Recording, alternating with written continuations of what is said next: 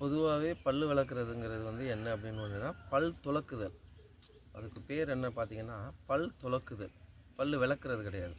நம்ம இன்றைக்கி இந்த பாத்திரத்தை எல்லாம் போட்டு விளக்குறோம் இல்லையா, அது மாதிரி பல்லை எல்லோரும் விளக்கிக்கிட்டு இருக்காங்க. அப்படியெல்லாம் கிடையாது. இப்போ இதுக்கு கம்பல்சரி காலையில் சாயந்தரம் இன்றைக்கி நிறைய பேர் வந்து பேஸ்ட் யூஸ் பண்ணுறீங்க. இதனால் என்ன ஆகும் அப்படின்னு பார்த்தீங்கன்னா, உங்கள் பல்லில் உள்ள எனாமல் எல்லாமே வீணாக போயிடும். பொதுவாகவே நம்ம பல்லுக்கு எனாமல் ரொம்ப முக்கியம். எனாமல் இருந்தால் தான் இந்த பல் ரொம்ப ஸ்ட்ராங்காக இருக்கும். இந்த எனாமல் இல்லை அப்படின்னா உங்கள் பல்லுகள்லாம் ரொம்ப வீக் ஆகிரும், ஈறுகள்லாம் ரொம்ப வீராயிரும். பொதுவாகவே இந்த பல் துலக்குதல் அப்படிங்கிறது என்ன அப்படின்னா, உங்களுக்கு காலையில் தூங்கி முழிச்சு கொஞ்சம் தண்ணி எடுத்து வாயில் ஊற்றிட்டு, முதல்ல பழங்காலத்தில் எல்லோரையும் பார்த்தீங்கன்னா இந்த கை விரலை கொண்டு சும்மா அந்த ஈறுகளை மசாஜ் பண்ணுவாங்க. நல்லா கவனிச்சிங்கன்னா இந்த ஈறுகளை நல்லா அழுத்தம் கொடுத்து தேய்ப்பாங்க. அப்படி தேய்க்கும் போது அதுக்கு ஒரு மசாஜ் மாதிரி உணர்வுகளை தூண்டும். அப்படி தூண்டும் போது இந்த எப்படி சொல்கிறது, ஈறுகளில் உள்ள இந்த நரம்பு அந்த நாளங்கள் எல்லாமே வேலை செய்யும். அப்போ உங்களுக்கு அதிகப்படியான எனாமல் பல் நல்லா ஸ்ட்ராங்காக இருக்கும். நல்லது. இந்த பேஸ்ட்டு நல்லா கவனிச்சிங்க அப்படின்னா, நம்ம எனாமல் எல்லாமே காலி பண்ணுறதுக்கு தான் இந்த பேஸ்ட் யூஸ் பண்ணுறது. பொதுவாகவே இந்த மனிதனுக்கு வந்து இந்த உடம்பு வந்து எந்த ஒரு பொருளை கொடுத்தாலும் பழக ஆரம்பிச்சிடும். இப்போ ஒரு உதாரணத்துக்கு பேஸ்ட் இருக்குதுன்னு வச்சுங்களேன், நீங்கள் எந்த ஒரு பேஸ்ட்டையுமே ஒரு 48 நாள் கண்டினியூவாக யூஸ் பண்ணிங்கன்னா நீங்கள் அதுக்கு அடிமையாயிருவீங்க. அதுக்கப்புறம் அந்த பேஸ்ட்டை விட்டு உங்களால் வெளியில் வர முடியாது. இன்றைக்கி எல்லா பிள்ளைகளையும் பாருங்களேன், ஒரு சில பேஸ்ட்டெல்லாம் ரொம்ப டேஸ்ட்டாக விரும்பி சாப்பிட்றவங்கலாம் இருக்காங்க, திங்கிறாங்க. குழந்தை பிள்ளைகள்லாம் கேட்டால் அதில் இனிப்பு இருக்குது, அது ஒரு விதமான சுவை இருக்கும். பேஸ்ட்லாம் நிக்கோடின் அதிகமாக கலந்துருப்பாங்க. பொதுவாகவே ஒரு சிகரெட் குடிக்கிறதுக்கே இன்றைக்கி நம்ம எல்லாம் சிகரெட் குடித்தா லிவர் ஃபெயிலியர் ஆகிரும், சிகரெட்லாம் யாரும் குடிக்காதீங்க, காரணம் என்னென்னா அதில் நிக்கோடின் இருக்குங்கிறாங்க. ஆனால் நீங்கள் விளக்குற பேஸ்ட் இருக்குது பார்த்தீங்களா, அதில் கம்ப்ளீட்டாக பார்த்தீங்கன்னா நிக்கோடின் இருக்கும், ஃப்ளோரைடு இருக்கும். அது முழுக்க முழுக்க கெமிக்கல் ப்ராசஸ். ஒரு பாத்திரத்தை விளக்கும் போது நம்ம என்ன சொல்கிறோம், கெமிக்கல்லாம் யூஸ் பண்ணிவிட்டு பாத்திரம் விளக்குனா பளிச்சுன்னு இருக்கும் அப்படிங்க.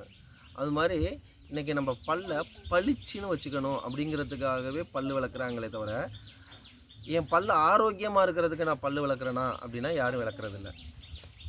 புரிஞ்சிக்க வேண்டிய விஷயம் என்னென்னா, பல் ஆரோக்கியமாக இருக்கணுமா இல்லை உங்களுக்கு வெள்ளையாக இருக்கணுமா?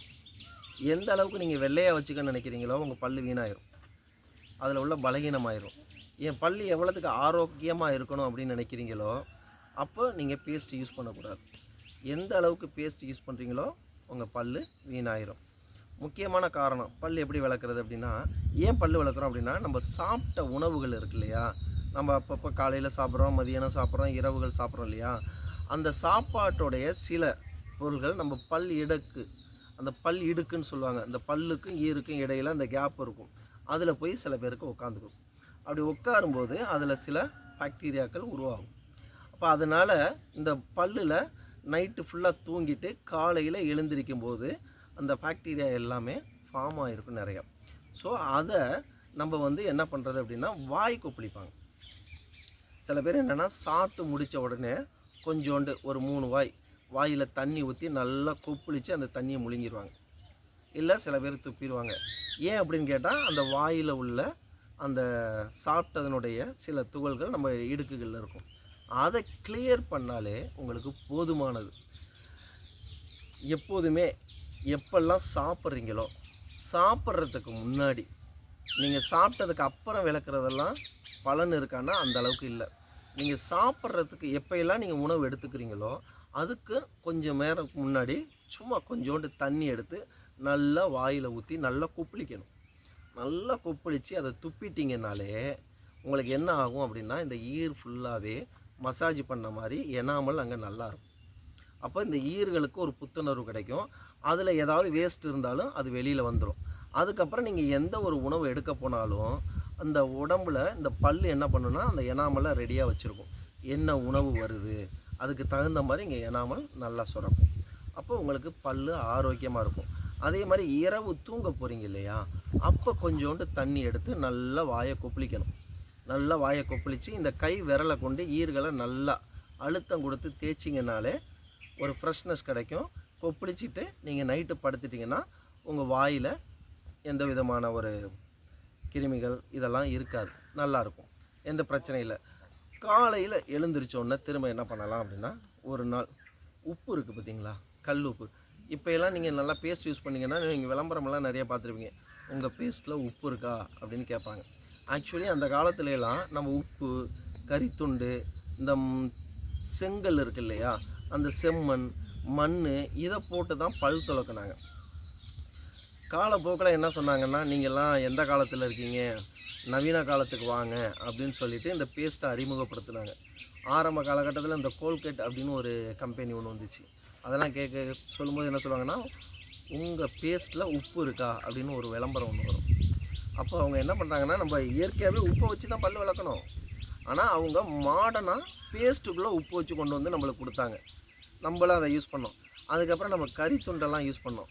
அதையும் என்ன சொன்னாங்கன்னா, இதெல்லாம் நாகரீகம் இல்லை, எந்த காலத்தில் இருக்கீங்க அப்படின்னு சொல்லிட்டு பேஸ்ட்டை யூஸ் பண்ணவங்க இன்றைக்கி என்ன பண்ணுறாங்கன்னா, கறித்துகளில் செஞ்ச பேஸ்ட்டு, சார்கோல் அதில் செஞ்ச பேஸ்ட் இருக்குது, அதில் செஞ்ச ப்ரஷ் இருக்குது, இதில் பல் விளக்குனா தான் உங்களுக்கு ஆரோக்கியம்னு நம்ம எதெல்லாம் இழந்தோமோ அதை திரும்ப மாடர்னாக கொண்டு வர்றாங்க. நல்லா நம்மளை எந்த அளவுக்கு நம்மளை ஏமாத்துறாங்க அப்படிங்கிறத நீங்கள் புரிஞ்சுக்கலாம். அப்போது இயற்கையிலே நம்மளுக்கு என்ன முக்கியம் அப்படின்னு பார்த்தீங்கன்னா, உப்புவே போதும்.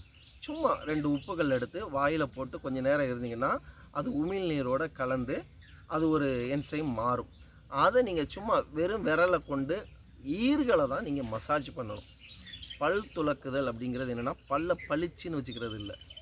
நீங்கள் அந்த உப்பு தண்ணியை வாயில் விட்டு கொப்பளித்து ஈறுகளை நல்லா மசாஜ் அழுத்தம் கொடுத்தாலே உங்கள் பல்கள் மிக ஆரோக்கியமாக இருக்கும். பேஸ்ட் அவசியமானா எனக்கு தெரிஞ்சு அவசியம் இல்லை. இன்றைக்கி உள்ள மாடலில் என் பல் பளிச்சுன்னு தெரியணும், வெள்ளேர்னு தெரியணும், அதுக்காக பல் விளக்குறாங்களே தவிர என் பல்லை ஆரோக்கியமாக வச்சுக்கணும் அப்படின்னு யாரும் விளக்குறதில்ல. நான் சொல்கிறது, என் பல் ஆரோக்கியமாக இருக்கணும், எவ்வளோ நாளாலும் என் பல் ஸ்ட்ராங்காக இருக்கணும் அப்படின்னு நினைக்கிறவங்களுக்கு இது நல்லா பொருந்தும். அதனால் பேஸ்ட்டு தேவையில்லை. பல்பொடி தேவையானா பல்பொடியும் தேவையில்லை. சாதாரண ஒரு உப்பு, கல் உப்பு இருக்கு இல்லையா, அந்த உப்பை வாயில் போட்டு ஒரு 2 நிமிஷம் இருந்தீங்கன்னா அது உமிழ் நீரோடு கலந்து ஒரு தண்ணி மாதிரி வரும். அதை நீங்கள் வாயில் நல்லா கைகளை கொண்டு மசாஜ் மாதிரி பண்ணிங்கனாலே உங்களுக்கு பல்லும் நல்லா இருக்கும், கரைகளும் போயிடும், கரைகள் உருவாகாது. 2வது என்ன அப்படின்னு பார்த்தீங்கன்னா, உங்களுடைய பல்ல உள்ள எனாமல் நல்லா சுரக்க ஆரம்பிக்கும். இதுவே மெயின்டைன் பண்ணிங்கன்னா ரொம்ப நல்லாயிருக்கும்.